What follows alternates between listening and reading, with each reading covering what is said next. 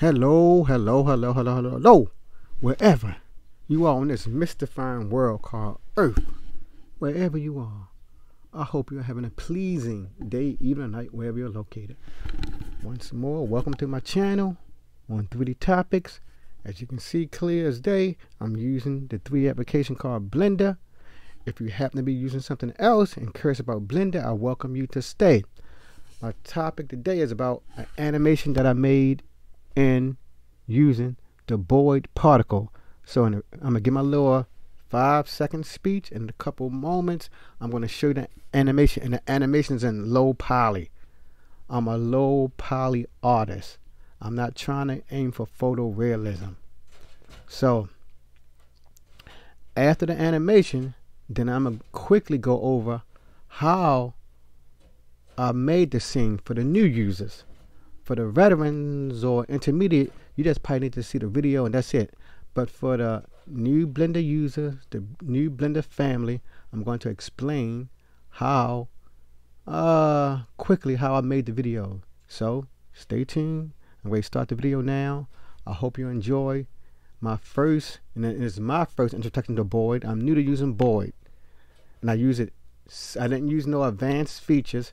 I used the feature that was most entertaining for me. So sit back, relax, get your popcorn or whatever. I hope you enjoy the animation coming up.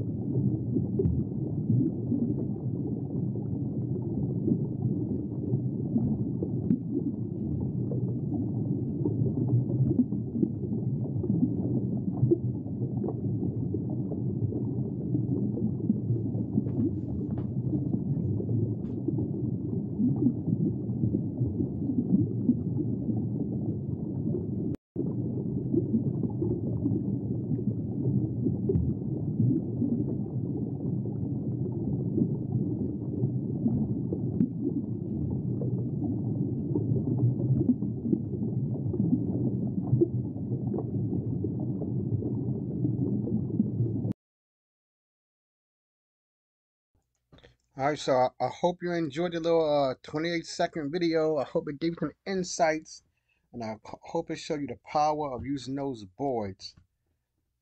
To recap, boids are perfect articles to use when you have flocking systems.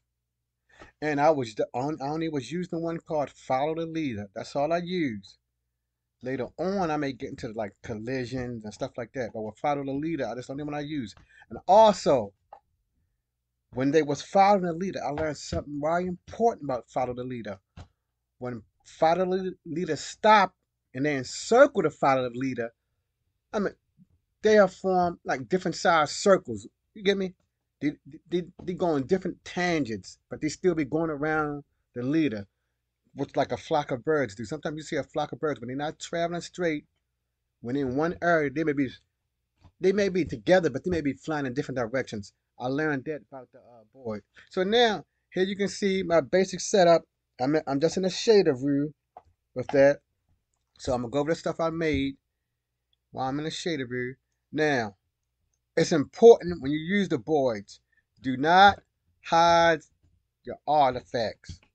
For instance, you saw they was made up like four. It was basically just four fish.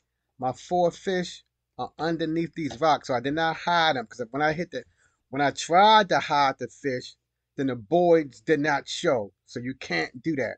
So since I'm doing this, I can delete. Since I'm doing my demonstration, okay, my screen froze. Let's hope it's working now. Uh-oh. Okay, it's working. Cause I guess it's so massive, and I'm only using an i5 computer.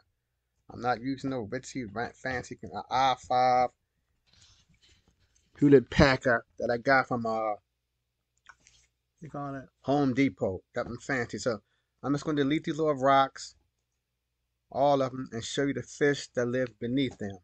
So I have to do it one at a time. I could zoom in. Let me zoom in. I'm gonna show you the fish.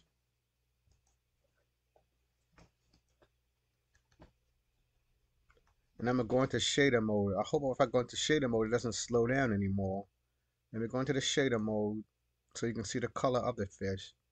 See, it's taking up a lot of my CPU power, so it's going slow. You see, it's doing it slow. I should have scaled it down. I could have did that. Yeah, cause see, I think Blender is crashing. I know what I'm gonna do, people.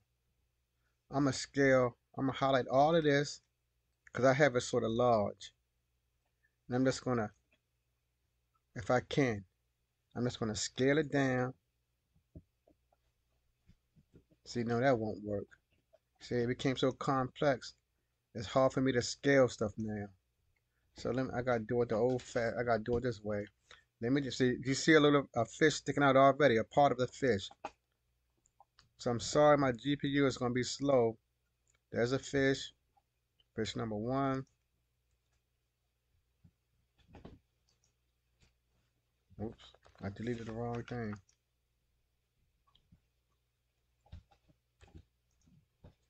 You see the tail of fish number two, the yellow one.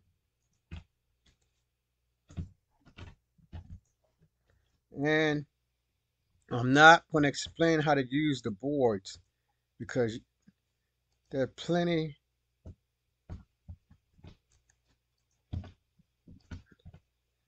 Okay. One of my fishes are gone, but that's all right. But you see, that's what my fish are, and they're visible. So when you use the board, you got to hide the boards. And you see, I have my little fish over here. Everything's piled up. And here's my emitter. See, and I stuck the emitter right inside this little cave-like artifact. So here's my emitter. Let me click on it. And let me go to the key. And that is, I have like, I only put 100. If I put 50 or something, I guess it will run up a lot of power. Let me click on emissions. Let me see if and in physics, you see right here in physics, I have Boid. Boid right there. And I think, see, now I know how to use all of them. I know about Newtonian, which is standard. I know about keyed, Boids, and fluid. So I know about, at least I have basic knowledge of all of them.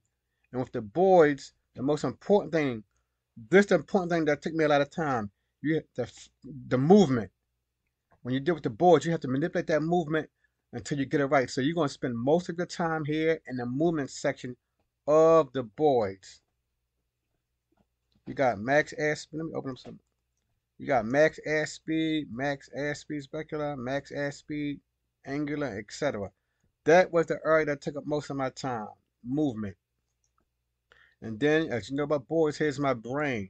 And I said, since I'm new to board, I only chose the one called follow the leader. There's a lot. When you click on the plus side, you see there's a lot of them. Go, avoid collision, separate, flock, follow the leader, average speed, fight, etc. But the main one you're going to be using, that I'm going to be using a lot, is follow the leader. Now, you may have, for the beginners out there, you may have noticed my scene. Most time you've seen a lot of Blender videos they use one color, one material, but they just use one material. You choose a color for materials and that's it. No, I use the shaders. Let me go to the shader editor. And I'm not a pro at the shaders, but I'm getting used to manipulating them. I think I've been using shaders for about 4 months now. Here's the shader for my, which one is highlighted? My fish were highlighted. And each of my fish has a different shader. I probably will have to go back to the and to see the different shades of my fish, I have to go to the actual fish. See, I'm gonna zoom into it. I have 4, but you only can see 3. But I'm not gonna worry about that's a good. I'm gonna click on this fish right here. I'm gonna go to shade. I gave each of them their own unique shader, and I'm not a pro at the shader. The main thing I use texture coordinate, Musgrave texture. I just use that color ramp to give me that different colors of what color was it? Greenish. Let me see. Yes, that one. I had a yellow one, but hey, the yellow one hidden. I'm gonna click on my blue fish to give me one more demonstration of the shader nodes. And if you looked at the video, you saw how my fish look, especially this one right here. The one that's pinkish. You see, the shaded notes can make your fish, whatever you're making, look more realistic. You know, some fish are very colorful, like clownfish, etc. They're colorful. So let me click on this one. Let me go back to shader. So for this one, it got more. I use more stuff. I use more. I use texture coordinate, magic texture. I use matte range. I didn't use the matte range, but I just got it there. There's color, and I use bump to try to give more texture to it. And like if you see my scene right here, let me go back to layout. You see how my scene look? It looked like it got a little bit of texture to it because I used the bump map. Let me click on it. I use the bump map for this to make it, so it just don't look flat. Go back to the shader for the floor, the ocean floor. Oh, shader. And you see right here where my mouse at? I got the standard that I have for all of them. Magic. I gave it another one. Magic texture. I gave it another texture, but I would just switch up on the textures. But still, matte range, color ramp, and you see for the floor depth, I chose bump map. But like I said, I'm not no expert at the nodes or the shader nodes, but at the beginning, you should just try to manipulate them. Try. Get used to them. And there was another thing I wanted to show you all too. And see with that, you see my little octopuses right here. In the old days, that's what they gave it one texture. I got three of them. I was just giving them one texture and that's it. No, but with the shader nodes, as you can see, with the shader nodes, I'm able to give them a little bit more. Now this one is more in depth than the other ones because I used the mix node right here, and I got two textures going into it. Then I got the mapping and the color ramp, but still simple stuff. Simple stuff that you can easily grasp. I use that. And there's one more thing I want to show everybody before I conclude this video. Oh, and for my lighting, here's my lights. I chose, let me click on my light. Let me click on this. I chose the area lamp, and I made them all like sort of large, 3 meters. But my scene is big, so that's why the lights look small. And I get used to my power, 4,000 watts, etc. And there was one more thing I wanted to say. I went over the lights. I went over my fish. I went over the cave and all of that. So there was one more, but hey, but you know how that go. When you want to say something important, you know you usually forget that stuff. And I explained I used the bump map and the fish. I gave them different. I gave them different textures, and I used the shader to give them a little bit more life. So the main thing I want to show to you people, I hope you like the little demonstration on how to use that the Boid node. Like I said, I'm a low poly person. I'm not interested in photorealism, but you got the point. The seafloor like a seafloor. Oh, one more. The most important thing I want to show you too. When you saw the ocean scene, you saw the ocean background. I didn't try to wire myself or put no HDI in there. I didn't do all that. Let me click on the lamp and show you what I did. Click on one lamp. It's taking a little time. Oh, I got a lamp.